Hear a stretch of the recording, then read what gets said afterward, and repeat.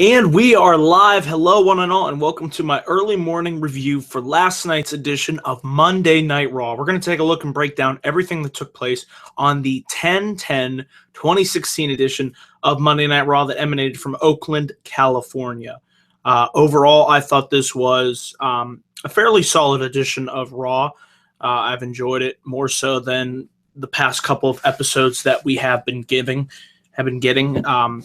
I thought last week's edition was a nice turnaround, and this week's edition, I thought, continued to lay the groundwork for what we, we'll be seeing at the upcoming Hell in a Cell pay-per-view on October 30th. So it's only a matter of 3 weeks away. We got several match announcements, one historic match announcement that we will, of course, get into.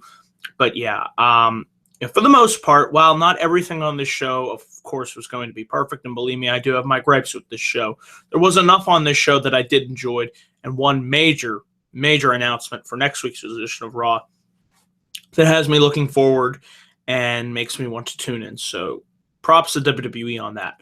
So I really like the way that we started this week's edition of Raw kicked off with the boss, Sasha Banks. As you all know, last week she defeated Charlotte in the middle of the ring, became a two-time women's champion. Sasha got in there. She pretty much talked about how, she remembered sitting in the arena and how she had big dreams, and she watched her hero, Eddie Guerrero, compete. And she talks about, her main event match up against Charlotte and how she put her body on the line, and she became a two-time women's champion, and that this is about all the women who paved the way for her and for the women sitting at home who want to become future wrestlers. So a nice little promo here from Sasha. Eventually Charlotte would make her way down to the ring, and they talked about raising the stakes, and they talked about having what would be the first ever, and this is something I've been saying, it needs to happen, it needs to happen, it needs to happen. Well, folks, it looks like it's finally happening. It was confirmed later on in the night. Sasha Banks versus Charlotte inside Hell in a Cell in Boston, Massachusetts. I feel this is the right move to make. It makes sense if you want to blow off the feud between Sasha and Charlotte inside the cell in her hometown. I would have preferred her winning the title in Boston, but the fact that she is now women's champion, she will most likely come out of this Hell in a Cell match victorious and hold that title and eventually lead to a culminating showdown between her versus Bayley in the long term at WrestleMania. I just think it's great stuff, so I'm really looking forward to her and Charlotte making history.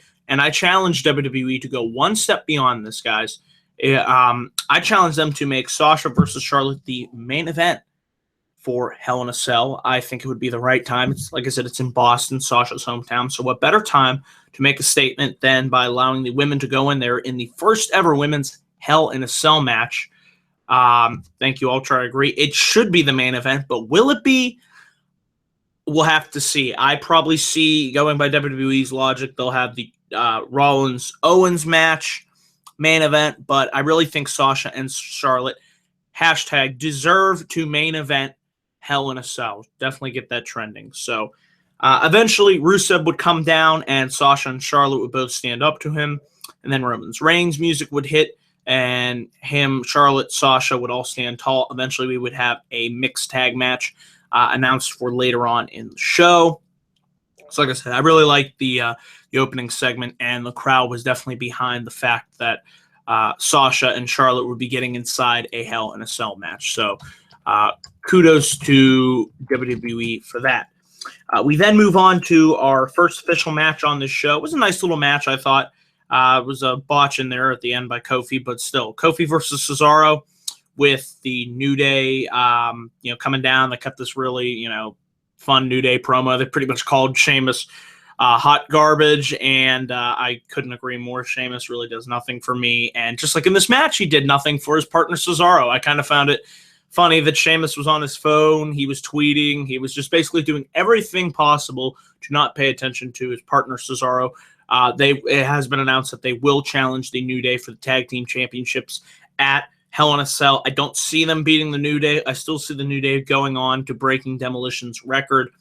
So, yeah, I don't know where this Sheamus-Cesaro partnership goes. I'd still rather see Cesaro challenge for the Universal title or possibly be drafted to SmackDown, where I know he has much more potential. But, you know, maybe they do put the titles on them. I doubt it, but, you know, can we get something out of this best of 7 series? If they're just going to go up against the New Day and lose, I mean, really, what would the point be of the whole best of 7? What, for them to get a tag title shot and then lose? So, I don't know. We'll have to see. But, yeah, it was a nice little match, back-and-forth contest between Cesaro and Kofi. Eventually, Cesaro attempted to go for the swing, but Kofi countered and got the roll-up victory. So, not really too much else to say about that. We then had our second match. It was a sloppy match. It wasn't Bayley's fault. She was in there with this jabroni, Cami Fields. Don't know who the hell she is, but I'm like, okay, Bayley's getting squash matches. I'm like, all right then, kind of going backwards from the way that they debuted her till now. Like I said, the match was nothing special, but at least Bayley got the win and got the hell out of there. The interesting thing, though, to take away from this was that she was ambushed by Dana Brooke. After, you all know, last week, Bayley took out Dana to allow for, you know, no interference in the Sasha Charlotte match. So it kind of does make sense for Dana to want to get her retribution against Bayley. And the one nice touch that I liked about this, and I know several people remarked about this, when Bayley got attacked, I love the little fact that the wacky inflatable arm men, they deflated. So the same time she got attacked, it's the little touches like that that I wish they would do more often. It was just something nice, and I noticed it, and I was like, oh, okay. So, yeah, possibly see a Bayley versus Dana Brooke feud. I guess that'll be all right. Like I said, there's not really much depth on the Raw women's roster. I mean, Nia Jax, but she's kind of just been squashing talent. Summer Rae, I think's out with injury. Paige, as you all know, she's been suspended for a second time, so it looks like she's on her way out. But the return of Emma, so that should help with the depth issues. But yeah, we'll have to see where they go with Bayley. But just don't ruin Bayley. She was one of the best things to watch on NXT, and if you book her the correct way, she can be one of your biggest stars on the main roster. Just don't treat her like crap. Treat her like the way that she deserves to. And trust me, you save for that money Sasha versus Bayley match. Do not do that match until WrestleMania. That will provide major dividends. So, yeah. Hopefully Bayley gets better in the weeks and months to come. We then had, after this, it was a Cruiserweight Classic, or Cruiserweight Division match. It was Tony Nese, who I was glad to see, and Drew Gulak versus Lince Dorado and Sin Cara. Sin Cara officially made the announcement for that he would be entering into the Cruiserweight division, so that was nice to see. I also hope Neville does the same thing, because I think Neville deserves to be in the Cruiserweight division. It goes without saying, because I really haven't done shit with Neville, and it really pisses me off. He's talented, former NXT champion, but like I said, getting back on pace track to this match. It was a nice little match, I thought.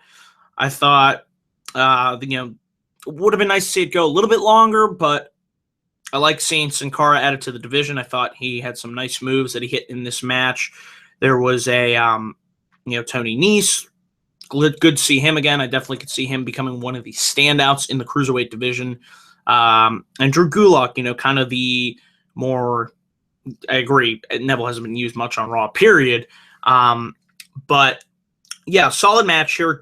Sin Cara was able to hit a nice springboard crossbody to Gulak, and Sin Cara also hit a nice deadlift powerbomb for a 2 count, and eventually Dorado was able to plant Gulak with a Hurricane Rana, and Dorado goes up to the top rope, hits a nice shooting star press for the victory. So, like I said, enjoyable match between the Cruiserweights here on Monday Night Raw. We then move on to Stephanie McMahon and Mick Foley. They talk about Hell in a Cell. They talk about how the fact that they only have one Hell in a Cell match on the card, and they made it official. Sasha versus Charlotte will be taking place inside Hell in a Cell. And they also announced that Kevin Owens and Seth Rollins will be taking place inside the cell. So, while I'm not a fan of having 3 Hell in a Cell matches, we are going to be getting it. I feel like it kind of waters down the gimmick. Do you really need 3 Hell in a Cell matches on one show? I thought 2 would have been max, but it's what we're getting, so it is what it is. There's nothing I can do about it. But, yeah, we then have Kevin Owens come down Owens and Jericho, they pretty much rip on Mick Foley. Jericho says that, well, just because of the way that you've been dressed tonight, Mick Foley was wearing this big flannel kind of looking suit.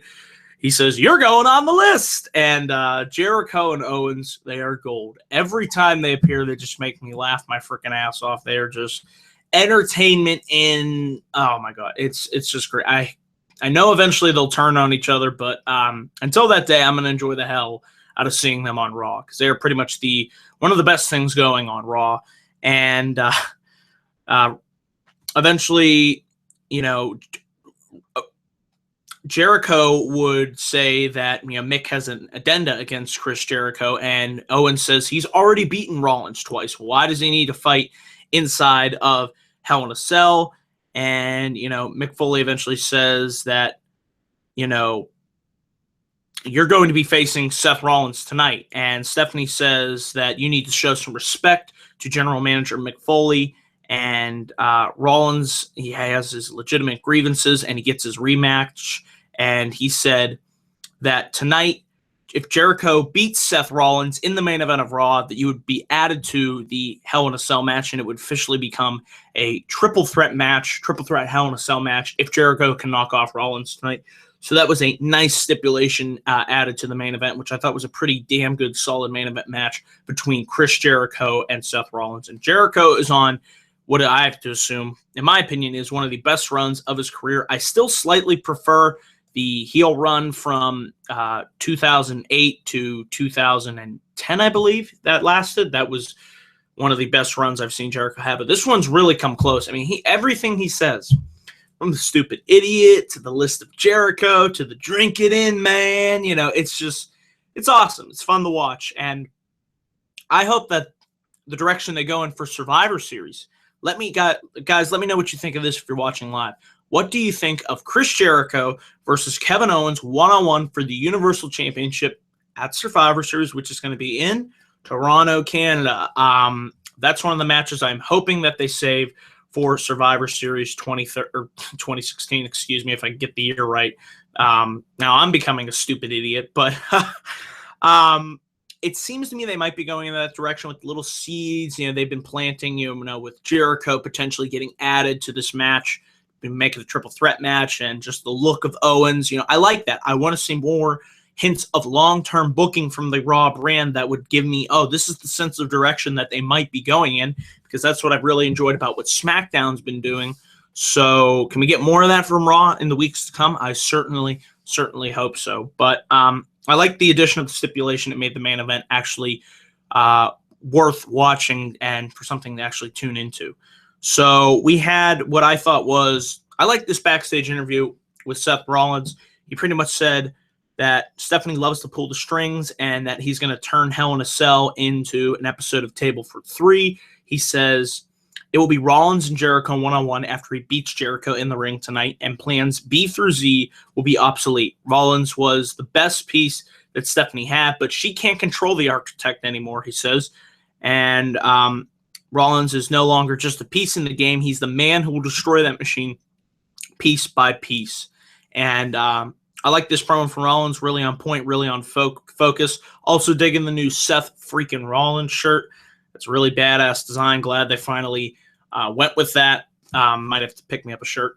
But yeah, I like the fact that Rollins, says that since he's the architect, he is going to deconstruct the system piece by piece. And who knows, maybe he will be the one to finally put an end to both Stephanie and Triple H's reign of, terror as both the Authority, and with Triple H screwing him over in the Fatal 4-Way match several weeks ago. I mean, if anybody could please shut Stephanie McMahon the hell up, I would give that person a standing ovation. I just think Stephanie at this point, she needs to go away for a good time being. She just adds nothing. She makes me want to change the channel and rip my eyeballs out and shove them in my eardrums so I can't hear.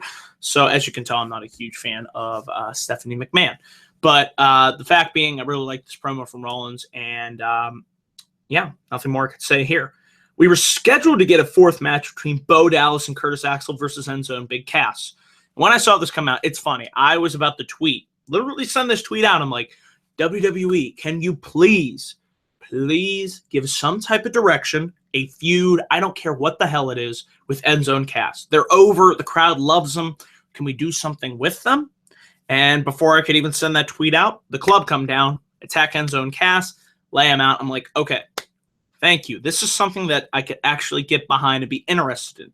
The club needs seriously rehabbed. If you put them up against a team like Endzone Cass, who have been over since the moment they made their debut on the main roster, this could be a good thing. And you could eventually, rebuild, rehab the club to the point of where I would have them challenge. You get through, you could have a short-term, maybe 2-month feud with Endzone Cass. I hate to say it, but I'd have the club go over on them in that scenario because I think they will be fine in the long run, taking a couple losses. It's really the club at this point that needs to be rehabbed. So if that is the direction they go in for Hell in a Cell, I think it would be a solid tag match. You can maybe do another match at Survivor Series and then have the club challenge and finally beat the New Day. If they insist on New Day beating the tag title record, then have club challenge New Day at Roadblock, have them win the titles, and go on a lengthy reign that they should have been on by now. So if that's the scenario they go in, I'm all for it. Plus, it gives Endzone Cass something finally to do other than to just toil and really just do nothing as of late. I mean, it's like they have nothing, no direction for these guys, and I don't understand why. They're super over, so why not give them something to do? So this is a positive. So I was happy to see this beat down by the club. Eventually, we had a match between Neville and Sami Zayn, who are also directionless on this show. I don't know why they're on Raw. If they're not going to have anything going for them, like I said, put Neville in the cruiserweights and just give Sami Zayn a feud of something of relative worth. Because if you're not going to do that, I'm sure SmackDown Live could really use Sami Zayn. I mean, imagine him challenging AJ Styles or Dolph Ziggler or Miz or Baron Corbin. I don't know, John Cena, Dean Ambrose. Just saying, guys, if this is what they have planned for Sami Zayn and Neville, just put them on the blue brand. It just makes no sense if you're not going to do shit with them. But they got the win in this tag team match between them and Curtis Axel. It was all right. I mean, I went crazy when I was like, holy shit, somebody found Neville. He's been missing, guys. I don't know if you knew, but Neville has been missing from Monday Night Raw for almost, has it been 2 months? I swear it's been 2 months. Somebody let me know if you're watching live. When was the last time that we saw Neville on this show? Because I could have swore it was Raw, August 1st. Yeah, Raw, the August 1st edition of Raw. And it's sad it's been that long. I thought for sure they'd put him in the Cruiserweight division because if they're not going to do that, put him on SmackDown. So minor gripe there. It's just like, really, what are they doing with these guys? And after this, we had, let's see, give me a second here. We had... yeah, you don't care about R-Truth with Goldust versus Titus O'Neil. I don't either. I didn't watch. I muted my TV, so let's move on from that filler. I like this backstage segment between TJ Perkins and Brian Kendrick in the locker room. Kendrick pretty much tried to lay a sucker punch in on Perkins, but Perkins was able to block and punch Kendrick right in the face. So that was a nice little show of TJ Perkins wasn't going to take Kendrick's crap and was going to stand up to him. And it was announced on the show that Kendrick was, they announced on the show that Kendrick would be facing Perkins again for the Cruiserweight Championship at the Hell in a Cell pay-per-view. So we'll see if third time's the charm for Brian Kendrick if he can finally win the Cruiserweight Championship. So that should be a good match. We had the seventh match, which was Braun Strowman versus, and I'm just reading this off the page here, the Splash Brothers, these two jabronis, Steven and Clay. When I heard the Splash Brothers, I don't know if anybody else thought of this. I kept thinking, just call them the Smash Brothers. Now, maybe you can't do that because of copyright, but as you can see behind me, got my Nintendo collection. I got, well, this right here. Is it? Remember this game, guys? Super Smash Brothers Melee. Pretty fucking badass. So, little, plug there. When I heard Splash Brothers, I immediately assumed Smash Brothers. Great game if you never played it. But the point being is Braun Strowman beat the piss out of these guys. And once again, after the match, he said that, is this a joke, Foley? Where is my real competition? And he wants real competition. Or next week, this is what Strowman said, it will be on Mick's hands. So strong word of warning from Braun Strowman. We then had our 8th match. It was the mixed tag match, Sasha and Roman Reigns versus Charlotte and Rusev. Nice little mixed tag match here. I like the fact that the crowd was fully behind everything that Sasha was doing in the ring. They loved, when they wanted to see her, they chanted, "We want Sasha." They wanted her to get the hot tag, and eventually Sasha was able to get tagged in. Her and Charlotte had a nice sequence towards the end of the match with Sasha getting the double knee stomp to the chest, and eventually Sasha gets Charlotte trapped in the Tree of Woe, and she gets the double knees for a 2 count. And I really like this ending sequence here. It was a nice visual. Sasha had Charlotte in the bank statement, and then Reigns from out of nowhere leaps across the screen, spears Rusev, 1, 2, 3. It was nice seeing both Raw Women's and U.S. champ stand tall. So that was a nice visual there. But fun mixed tag match, something we don't really see too often on Raw, and it was great seeing Sasha get another victory like she should be as champion. Champions should win. They shouldn't lose unless it really makes sense in a logical manner that you will follow that up on. Just don't have them lose out of the blue. So we then move on to the one of the biggest announcements on this show, and you know what I'm talking about. Paul Heyman. Paul Heyman would make his return to WWE TV. And when I heard this, I'm like, well, I hope it's not just for promoting WWE 2K17, which comes out today, by the way. But no, Heyman gets down there and he pretty much talks about Goldberg and Goldberg's comments that were made on ESPN. And he said every time someone made a debut or a stud athlete got in the ring, you would hear the name Goldberg reverberate around the building. And he pretty much said, of all the people who have been beaten and victimized and conquered by Goldberg, they run parallel to what Brock Lesnar has been able to do. And that's why Heyman had been authorized to let everybody know that Bill Goldberg is hereby challenged to a fight. And I think we all know where this is going. He says, one-on-one, beast versus myth, icon versus icon, anywhere, any place. Hint, hint, Survivor Series. He says Goldberg will remain the one blemish on Brock Lesnar's career, and Goldberg can either step into this ring and be beaten. He will be beaten, victimized, and conquered by Brock Lesnar in Suplex City. He's not Goldberg. He's next. So Heyman, once again, proving why he is the master of the microphone, the Wizard of Oz, just one of the best every time this man speaks, he could sell me on eating that moldy piece of bread that I wouldn't want to eat, but because Paul Heyman's selling me on it, I have to eat the moldy piece of bread. So when I heard this, when he said, Goldberg, challenge accepted, anytime, any place, anywhere, light bulb went off in my head. I'm like, the rumors of the match taking place at Survivor Series, they must be true.